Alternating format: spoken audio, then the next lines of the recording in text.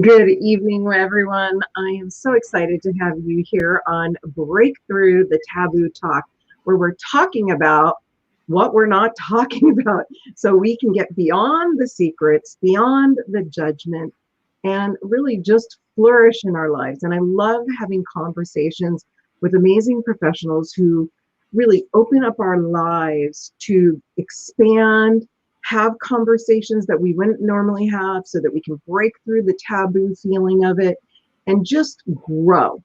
And, saying all those things, I couldn't think more than Amy Powell, who's a happiness coach. How awesome is that? I know I'm a high energy person. I love feeling happy. I wake up that way in the morning. I pretty much crash at night feeling that way because I love sharing that positive energy in the world. But it doesn't mean like we're always perfect and we're always positive. I'm I'm going over words this next series of shows because I really find that words are our world, literally. Yes. They drive us, and as long as we, instead of them driving us, I would like us to drive the words that drive us, right? That move us. So that this way we can grow and expand together, because most of the times that puts us in a unified sense, I'm going to say, of happiness. So tonight I'd like to introduce Amy Powell. She's a life coach and she's a happiness guide, which I love because sometimes, I know I do, I need a guide to help me get unstuck in my stuff. We feel unfulfilled in our lives. I'm going to say during COVID, more than ever, I have been hearing this. Meeting with professionals who, I think the one good thing that's come about this is that they've been able to express, and when they can, their vulnerability and their lack of fulfillment. The thing is, then where do we go? Where do we discover that version of happiness so that we can achieve our life goals and accomplish your dreams? Well, Amy's your girl for sure. We've been having such amazing conversations, and Amy's the founder of Attainable. I love that word, attainable. And we'll ask her a little bit more about how that came about. So we'll get to hear a little bit about that and the Attainable Network. I want to be part of the network that's attainable, right? And this is why we're connected. And it's an inclusive community of coaches who specialize in various lifestyles and modalities, focused on everything from happiness to further support of her clients' success. So happiness is the key. Having more fun in life, and I will share vulnerably because I know that sometimes I get into a pattern of work, work, work, because I want to give and provide more, but then I lose sense of myself. I lose sense of direction because I'm focused on the doing and not the being. And so I love that Amy and the Attainable Network are on a mission to guide and inspire the community's journey towards happiness, right? Through transformative experiences. And we're going to hear a little bit more of those transformative experiences and upcoming events that you can participate in. I think that we get to raise each other up. We hear that quote, rising tides raises all ships. And it's so true. And as we get these communities together, Amy's part of the Female Founder Collective, 6 Degrees Society, Broad Network, and so many. And this is how she's able to, I'm going to say, spread the joy. So, Amy, I am so excited to have you here and continue our conversation from the other day because we had such an amazing conversation. I thought, wow, wouldn't it be cool if people could just be in our conversation and listen to exact words. How we approach, right? Those were the exact words. How do we approach, sustaining being happy? How do we get unstuck? Because life's not linear.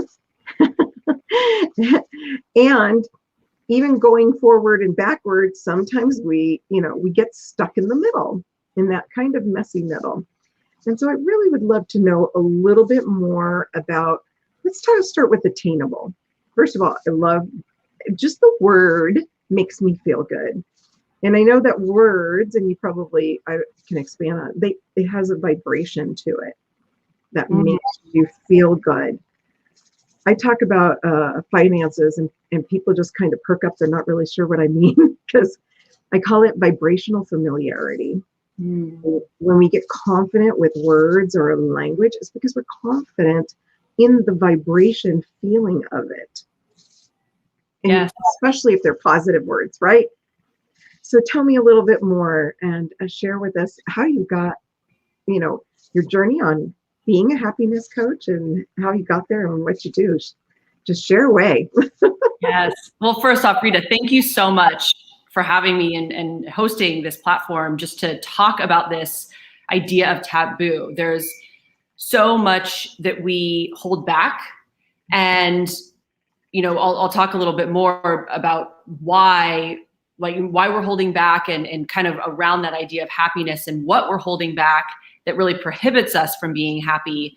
But these types of conversations are so important to share ideas and kind of understand where each of us are, to level that playing field and just to be able to see ourselves and move on from there so we really can attain that happiness. So thank you again. I love it. And so that idea of attainable was a process of, I would say, 5 to 6 years for me, of feeling like I was doing everything everyone else told me to do to be happy. And I was not. That was, the 30 years of my life, really realizing that I wasn't happy, but I was doing all the things. I had the cool job. I was buying what I was told would make me happy. I really felt like I was pushing myself to live a life that sold me happiness. And that catalyst moment, really realizing that I hadn't attained happiness and I was really, really unhappy. And I didn't have money in my bank account. I didn't really have friends that I enjoyed. This grandiose lifestyle that I thought would make me happy was not connected to me and my happiness. And so really kind of debunking all of these cultural norms, different societal pressures that I had believed to be what really rang true for happiness for me, debunking those. And that was the 5 to 6 year process of really getting deeper connected with myself of what truly makes me happy, and allowing myself to let go of the pressures and the things that I had culturally been conditioned to or culturally told that this brings you happiness, because for me, it was not. So this idea of really attaining in that moment of realizing that I had not attained happiness, I think there was a very deep sense of, I was going to say lack, but really not being able to ever be happy because I couldn't find it on my own. And really this idea more of hope and optimism around, yes, it is absolutely attainable. Happiness is attainable. But maybe the cultural way is not the way for you. And let's figure that out together. I love that because as you're speaking, so many thoughts come into my mind. So it's that, for me, it's that void that we feel, right? Yes. And when we talk about this belief cycle and the stories, like when you talk about a belief cycle, there's that component of indoctrinated thinking versus our formulated thinking, right? Someone's telling us, we're growing up, and I'm going to say for my generation, when we had tests of who are we going to be when we grow up? Well, we weren't asked, we were taking a test that we were checking off boxes of categories. Oh, I fit that category. I fit this category. And it was extremely limited. Now, when you think about the type of work that people are doing, and people say, oh, I'm earning money from doing this and because I love it. And it's online and it's some kind of tech thing that I'm going to just say it that way because I don't even have comprehension of that. But that person is in ultimate joy. And having worked corporate, there are people who are absolutely joyous in that structure, and that's great for them. It was for me for a while. it felt great until it didn't feel great, because when I started realizing that my core purpose was not where I was, it was that a period of my life shifted, and I just had this course, actually probably to learn more about me. And I think more now than ever before, as I learn lessons in leadership of self, right, of myself, that I'm getting more connected with me, that I actually, like, as I'm talking to you, I visualize some pictures of me as a 10-year-old little girl who was really super confident and super out there. And I know a lot of people see me that way, but I stopped seeing myself that way. That resonates. Yes. Right. And up until recently, I hadn't seen who that version of me, who I always was. So like today, we're talking about that transformation process. It's reclaiming who you've always been. Right. And it is attainable. And literally, this is a lesson I was just learning a couple hours ago. And sometimes we get stuck in processes of it, but that doesn't mean that's where we get to stay, right? I mean, so as a happiness guide, how do you help people? How do you guide people? Because sometimes I know, and I don't know if you ever come across this, but maybe it's just me, like, I'm too happy for people. Your joy, your pure joy. But it can be overwhelming sometimes for people, and they're like, "Are you like this 24/7?" And sometimes I say yes, because sometimes I am, but not always. That's not the reality. But for the most part, yes. Like, but sometimes I get to, like, if you're living with me, you just got to give alms and praises to my husband and my sons, because this is the energy that they pretty much get most of the day. So Yeah. how do you help people into the attainable process, and how you support the coaches that you are, leading at this point? Yeah, and I think the difference really is, you bring a lot of joy, and really that's a normal attitude for you. And the one takeaway that I've experienced just getting to know you is that joy is genuine. You are living this lifestyle, and you're maybe, going through or dealing with some challenging things, but you're approaching it from a joyful standpoint, or a optimistic standpoint, where you're really looking at the possibility more of the lack, or the scarcity, which we use those words a bit in our last conversation. Yes. So, I think that is it. That's a huge piece of this, of how can we really start to accept life in a different lens? Yeah. And, part of this is life does not change. Life will continue to be what it is. And, there are tedious tasks that we have to do. There are toxic relationships, but really at the end of the day, it's how are you absorbing this? And are you letting it affect you and derail you? Or are you really coming to this from a place of curiosity and optimism and experimentation? Yeah, I think one of the things is, like, when you see someone, and I know I've been in this place where, and I'm just going to say it, you're feeling depressed, right?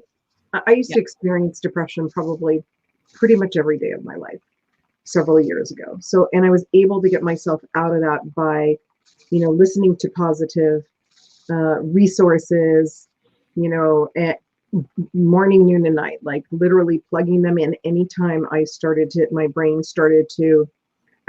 allow it to take over and take control and kind of derail me.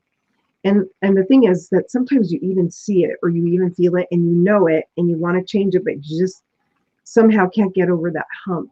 How do you help people with that one piece? What is, like, maybe one trick or one way that you guide or share people to kind of get over that piece? And is it like a light switch, or does it take time or is it an in between, or depends on the person?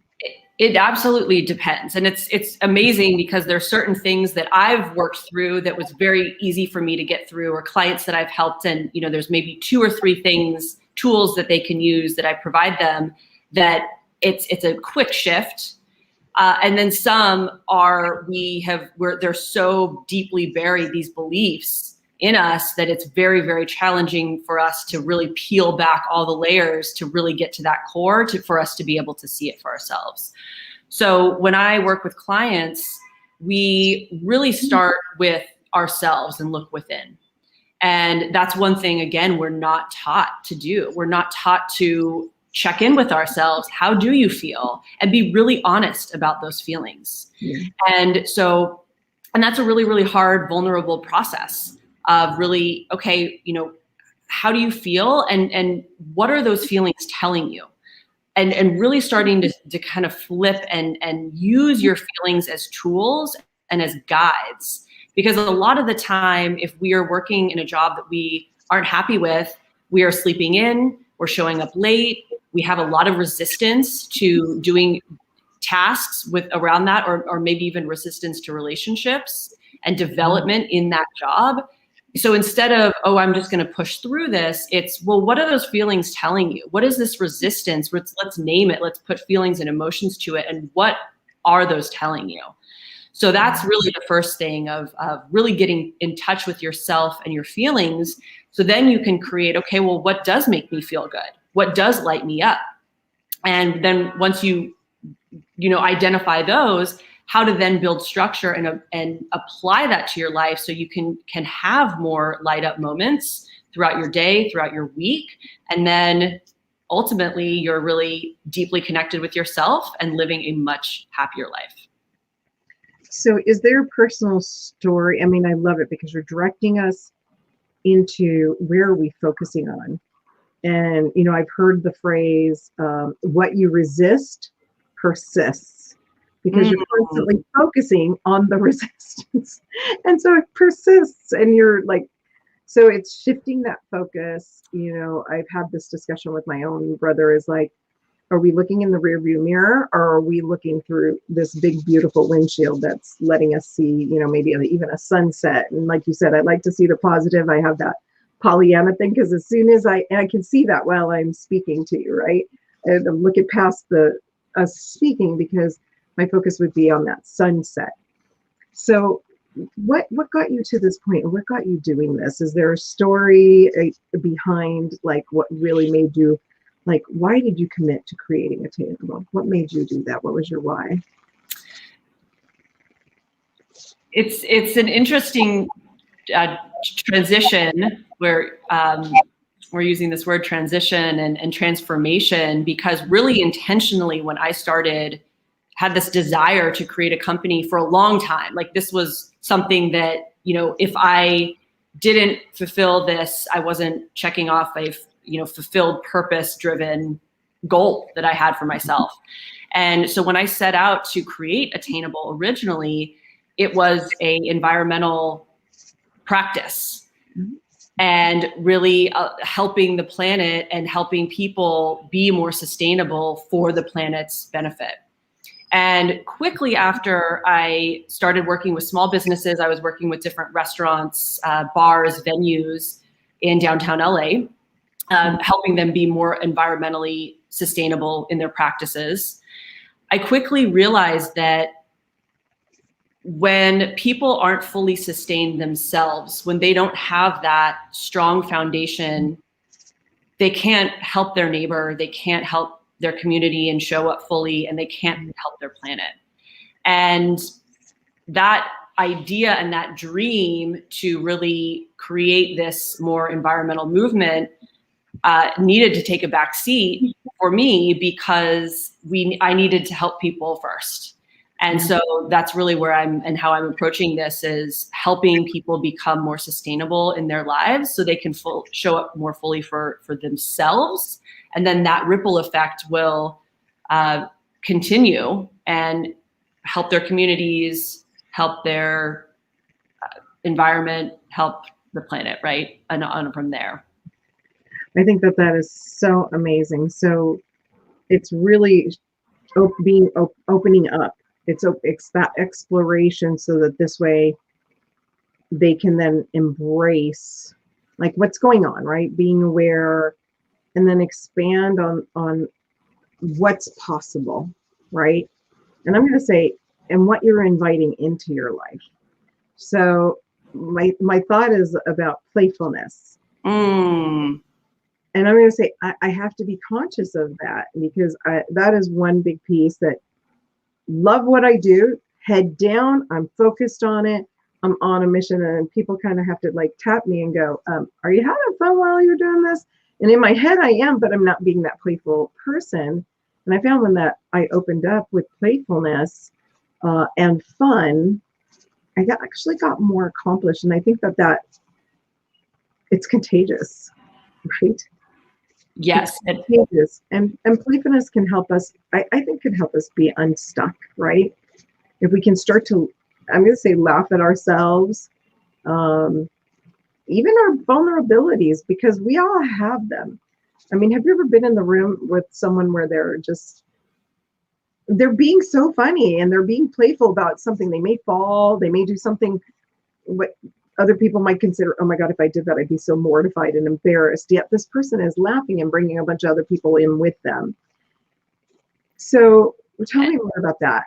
Yeah. And again, like that is really that mindset of being able to flow and kind of take maybe challenging things for some, but really, you know, embracing them and having that playfulness. And that is this foundation. So, you know, this idea of, and kind of looking back at my life of being self-taught in happiness, doing a lot of research, you know, reading a lot of books, and really understanding how I can apply and create tools to help me be sustainable in my life and in my well-being. And, you know, I think it was that beautiful kind of moment where I was realizing there's a disconnect here and people really need support. And I've been doing that for myself for the last 6 years. And I do have these tools to share with people. So I think that that's really that catalyst moment of realizing what people really need, and realizing that I had the tools and the curiosity to help people really step into who they are, being a cheerleader through that process. And so what are you currently up to now? Like what are the things that, you know, our audience can share or be a part of to help maybe be that catalyst or that next step, or, you know, that one thing that could change it for them? And it does, you know, I say, oh, it can always be simple, right? Well, and it's funny because, you know, just in my personal life, what I'm really doing is trying to simplify as much as I can, because there is that conditioning, especially that idea of busyness. I talked to Don Ferguson on Clubhouse last week about this idea of busyness, and we are conditioned to be busy, and we're filling our time with things that don't fulfill us, but we want to prove that we're busy. So, right, there's this disconnect there. And so this idea of really simplifying and creating more space, I've been really interested in with lately. And it's challenging because you feel like you don't have purpose if you're not busy. Yeah. But you're also doing more things where you're tired and you're really not able to fully focus on the things that really do fulfill you. So one, and I'll just give a plug really quickly, I do a free happiness tip every Monday on Instagram. And for all these tips and tricks of really things that I have been practicing and tools will show up in happiness tips. And so it's a one quick tip at the top of the week, and then in the content in the copy, I give a few ideas of really how you could be applying this to your life. And they're all very, very simple. They're things that we sometimes take for granted, or things that we say, oh, yes, I do that. But do you really? And if you were starting to apply it more directly to your life, that actually could enhance and boost your happiness on a daily level. Yeah, and so small tips or the small habits that really like shift everything. And you don't realize it because sometimes it takes time. And then all of a sudden you realize you're there and you wonder how you got like, wait, how did I go from that to that? Like when I was experienced depression, anxiety, like pretty much every day of my life, it was about a year and a half before I got like where I didn't have to literally every day and every night put the earplugs in because it just became ingrained in me. And I love tips like this because it's a great way to start. And remember, focus. What's your focus for the week? I like to, again, be playful with tips like yours and just say, okay, how can I incorporate this in my week? Or I'm going to say one of the things, like even this morning, part of a group, message them, keeps us accountable. It's like, what are you going to do for today? Well, I'm going to focus on how my day is going to have fun, flow, and ease in it. Yes. Right. And I don't even have to really think about it. I just know that that's there. And I'll look at the end of the day and I got so much accomplished. Did it flow? Yes. Was it fun? Yes. Was it easy? Yes. And if it wasn't, why wasn't? What kept me stuck? So on Happiness Mondays, how can they find out, or how can they, I know you're on LinkedIn, so I'm going to put that here so people can reach out to you there. Yeah. And I know your name is so it's AF Powell for Amy Powell. Just be sure, because there are a lot of people who want to get the right one. There's a lot, yes. Attainable. And then my Instagram handle is attainable_AF. Okay. So that's the Instagram. Okay. Attainable. Yeah, AF. yeah. And then you also have an amazing podcast, so people can listen to more of your amazing suggestions and tips and people that you interview as well, right? Yeah. So really a lot of the coaches in the Attainable Network have been on the podcast, and it's really a platform for people to share what they're doing and how their lifestyle focus or how their modality boosts happiness. So we have a variety of people that I've interviewed, and those are all there at the link that Rita's sharing. And I know tomorrow you also have, as I do I. Yes. Clubhouse is amazing right now. It's amazing. It's really great for connecting people in an era where we've all been really challenged, and it kind of, people don't have to dress up, put their lipstick on to show up, and then they get to show up and share. So yours is tomorrow at 1:00 Pacific time. And what's your Pacific? And I'll be on for yours at 10. All right, awesome. Yes, ours is going to be shattering the glass ceiling, and we're going to talk about, how do we do that? How are people doing that? What are those tips? Because most of us, we're shattering that revenue ceiling. And just like you said, by being creatives, and how do we change that, and how might it be possible? I love exploring clubhouses. And so your clubhouse, what is your topic talk tomorrow? So every Wednesday at 1 p.m. Pacific, I have a room, and either I have a co-host or I'm just speaking myself. And the room is called Get Unstuck and Happy AF. And we dive into different topics just around how people can get stuck and share ideas of how we've gotten unstuck, or just ways that we've worked through the challenges. And so this idea of, the taboo topics, just getting back to, around this idea of happiness. And I feel like, and so tomorrow, this is what I'm going to continue our conversation from today, of really talking this idea about really suppressing our feelings.